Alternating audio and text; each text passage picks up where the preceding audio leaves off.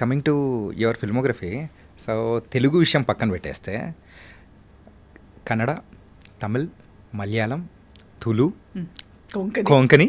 So Konkani language గురించి నాకైతే బాగా ఇంట్రెస్టింగ్ అనిపించింది.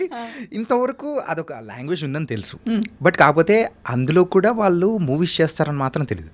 అది మీరు యాక్ట్ చేశారు ఇవన్నీ తెలుసుకుంటుంటే కొంకణి లాంగ్వేజ్లో మూవీస్ కూడా చేస్తారా అని అనిపించింది.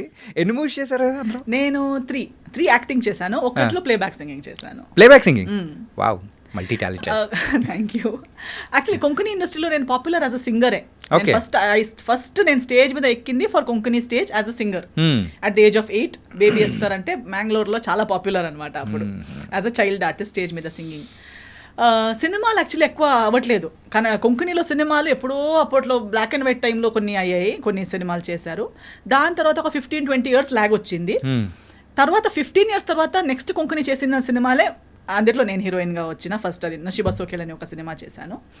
అది కూడా ఎలా అయిందంటే అదే ఒక 15-20 years gap, no films in Konkani. ఆ బ్లాక్ అండ్ వైట్ టైంలో ఎలా ఉండేదంటే all these Goan musicians and all before they went to Bollywood. ఇప్పుడు బాలీవుడ్లో ప్రైమరీలీ మ్యూజిషియన్స్ ఎవరంటే గోవన్ మ్యూజిషియన్సే. All this Anthony, my name is Anthony Gonsalves. So that Anthony Gonsalves was really a very good musician from Goa who use to play for that music director. So as a tribute to him, he was his right hand.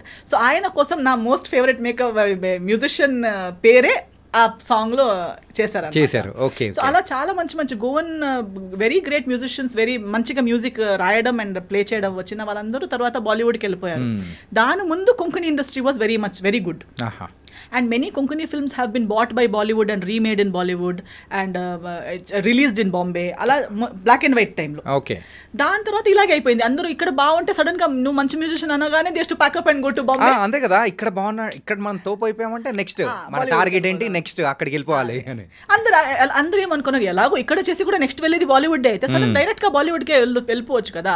RD Burman గారు, లక్ష్మీలాల్ ప్యారేలాల్ గారు, వీళ్ళందరూ they to hire Goan musicians. So అలా even actresses for that matter, actresses కూడా ఇప్పుడు Deepika Padukone mother tongue Konkani, and Genelia గారు కొంకణి, ఇలియానా గారు Konkani. But everybody what they are thinking when we're getting roles anywhere else, ఇది చిన్న ఇండస్ట్రీ ఇక్కడ మా ఊర్లోనే ఎందుకు కావాలి. So nobody tried contributing to the Konkani industry. I was popular here. Telugu అవన్నీ చేస్తున్నప్పుడు ఒకరు నాకు అలాగే ఇండస్ట్రీలో కలిసిన వారు, ఒక Mangalorean Konkani director, but he's popular in Bhojpuri industry. Bhojpuri అసలు కనెక్షనే లేదు.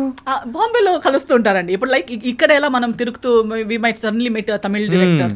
So there in Bombay you will meet Bhojpuri, Punjabi directors, keep meeting for various events. అందరూ ఏ ఈవెంట్ ఉంటే కూడా వాళ్ళ అవార్డ్ సెరమనీస్ అవన్నీ బాంబేలోనే పెడతారు, because Bhojpuri actors also they live in Bombay, most of them. So ఆయన ఒక 2 ఈవెంట్స్లో అలా కలిసేసరికి మెంగ్లోరియన్ అని చెప్పేసరికి ఆయన చెప్పారు, నేను డైరెక్టర్, మన ట్రాజెడీ ఏంటంటే అన్ని మెంగ్లోరియన్ ఆర్టిస్ట్, కొంకణి ఆర్టిస్ట్ వేరే ఇండస్ట్రీస్లో పాపులర్ ఉన్నారు, కానీ కొంకణిలో ఏం చేయట్లేదు. కొంకణిలో సినిమా అనే సబ్జెక్టే లేదు. మన అందరూ కలిసి రిటర్న్ వెళ్ళి ఒక సినిమా చేయాలి. ఊర్లో చెప్తే తెలుగులో హీరోయిన్ అంట, హిందీలో హీరోయిన్ అంట అని చెప్తున్నారు, కానీ కొంకణిలో హీరోయిన్. సో అన్నారు, నీకెలా ఒక చిన్నప్పుడుది చాలా పేరుంది, బేబీ ఎస్తర్ మళ్ళీ హీరోయిన్గా వస్తే చూడ్డానికి వస్తారు, సో నువ్వు ఓకే అంటే మనం ఒక సినిమా చేద్దామా అన్నారు. నేను స్టోరీ విన్నాను, స్టోరీ చాలా బాగుంది, ఒక మన నేటివిటీకి ఒక సెట్ అయ్యేలాగా చాలా బాగుంది, ఓకే చేద్దామని ఒక చిన్న బడ్జెట్లో చేశాం. ఆయన డైరెక్టర్, మీ హీరోయిన్ వన్ అనదర్ బాంబేలోనే రెమో డిసోజా కొరియోగ్రాఫర్, ఆయనతో అసిస్టెంట్గా పనిచేసే ఒక అబ్బాయి కూడా మెంగ్లోరియన్ అబ్బాయి. He was a good dancer, good height, everything. He was a hero. అలా చేసి ఒక మంచి గ్రూప్ చేసి సినిమా చేశాము.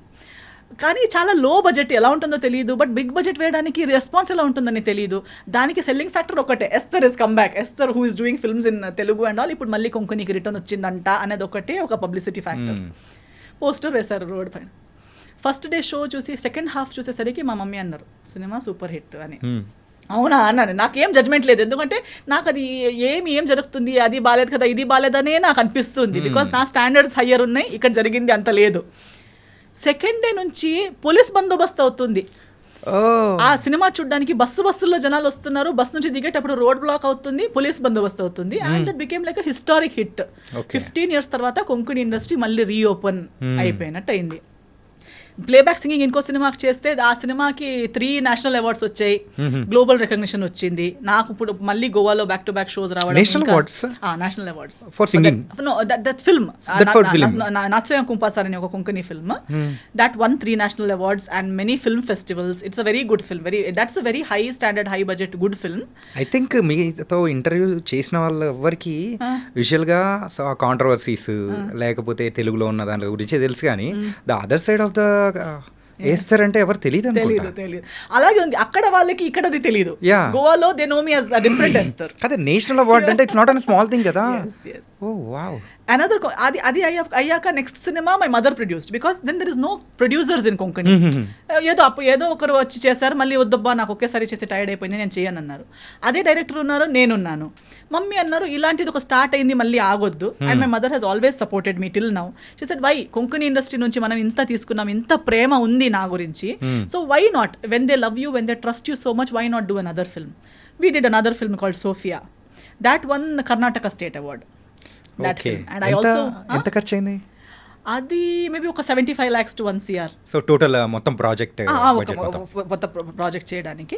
But we recovered it, we went into profits, we won Karnataka state award. I won the first best actress award for Konkani హిస్టరీలో. Konkani films లో award ceremony పెట్టలేదు, ఎప్పుడు ఒక హీరోయిన్ కి బెస్ట్ యాక్ట్రెస్ అనేది రాలేదు.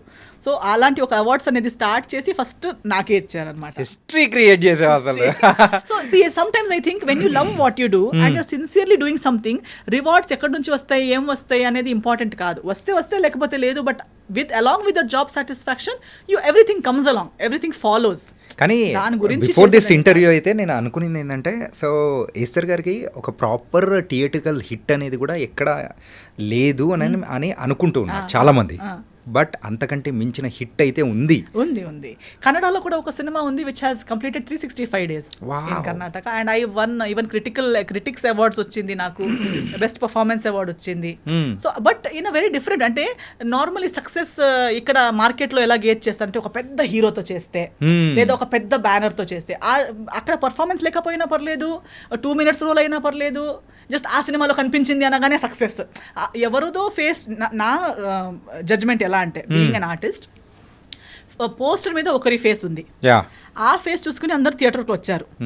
ఆ సినిమాలో మీరు కూడా ఉన్నారు. ఆ సినిమా హిట్ అయింది మీ వల్ల కాదు, ఆ సినిమాకి రేపటి రోజు ఫ్లాప్ అయితే కూడా మీరు కారణం కాదు, హిట్ అయితే కూడా మీరు కారణం కాదు. You are just a part of a successful film. You can't take credit of that. I will not take credit. No, Jai Janaki Nayaka has created a world record. It is the highest watched film, Guinness World వచ్చింది. Yeah, and ఏంటంటే in YouTube లో కూడా so record breaking views highest. అంతుంటే కూడా I don't take, నేను జై జానకి నాయకులో ఉన్నానంటే and దానివల్ల నేను నా ప్రైజ్ ఎక్కువ చేస్తానంటే it foolishness. But the world seize it that way. Normal audience ఎలా చూస్తారంటే, ఒక అమ్మాయి ఒక పెద్ద హీరో పక్క నుండి ఆ సినిమా నడిపించింది హీరో, హిట్ అయింది హీరో వల్ల, ప్రొడక్షన్ వల్ల, ఎవరెవరో కొట్లాడితే ఎవరెవరో డబ్బులేసి పబ్లిసిటీ చేస్తే సినిమా ఆడింది, హీరోయిన్ పెద్ద హీరోయిన్ అయిపోయింది. యాక్టింగ్ రాదు, డాన్సింగ్ రాదు, చూడ్డానికి బాగాలేదు, హైట్ లేదు, ఏమీ లేకుండా కూడా just because she did a big film I am a big heroine. No, even if it is a small film, it was only made in 50 lakhs, but it earned 70 lakhs. You were the poster face. Success. Even in Malayalam, that's what I'm saying. Malayalam industry lo 10 boys, now Manjumal boys. Yeah. Who is who? We don't know their names. కానీ recent times లో దీని గురించి కూడా చాలా బాగా మాట్లాడుతూ ఉన్నారు. Yeah, and వాళ్ళు ఒక సినిమా చేశారు, ఆ 10 మంది ఎవరు, బ్యానర్ ఏంటి, doesn't matter. They made a film with so much amount, they fetched so much amount. Success కదా. Oh now you did not do with big hero అంటే అది ఫ్లాప్ అని అర్థమా, అది సక్సెస్ కాదని అర్థమా? అలా కాదు. సో ఐ డోంట్, అందుకే నాకు పర్సనల్గా అడిగితే I never see that if I was a nobody in some big film, it is a shame for me. నాకు అది embarrassment actually to be in a film where I am nothing, I have not. అదే ఇందాక చెప్పారు కదా జై జానకి నాయకలో, so ఎందుకు movie చేస్తున్నాను, ఆ సాటిస్ఫాక్షన్ అనేది రాలేదు. సీన్ కూడా ఎస్తర్ ఈ సీన్ బాగా చేసింది అనే ఒక్క సీన్ కూడా లేదు. నేను ఉంటే ఒక ఆ ప్లేస్ లో ఏ అమ్మాయి ఉంటే కూడా నడుస్తుంది, నేనే ఉండాలని కూడా లేదు. సో అలాంటి రోల్ నాకు వద్దు. I don't want to do a role which అన్నిట్లో ఒక్క అమ్మాయి కావాలి, కాదు ఎస్తరే కావాలి, ప్రామినెంట్ అనేది ఉండాలి అని అనుకునేది. సో ద వేకెంట్ హౌస్ గురించి మాట్లాడుకుందాం.